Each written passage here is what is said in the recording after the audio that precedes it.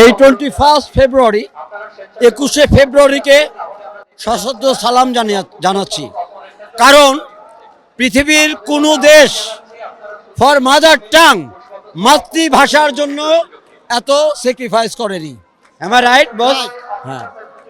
আর আরেকটা কথা বলতে বাধ্য হচ্ছি, ওই জুলফিকার আলী ভুট্টো বলেছিলেন যে Urdu Urdu Urdu will be state language.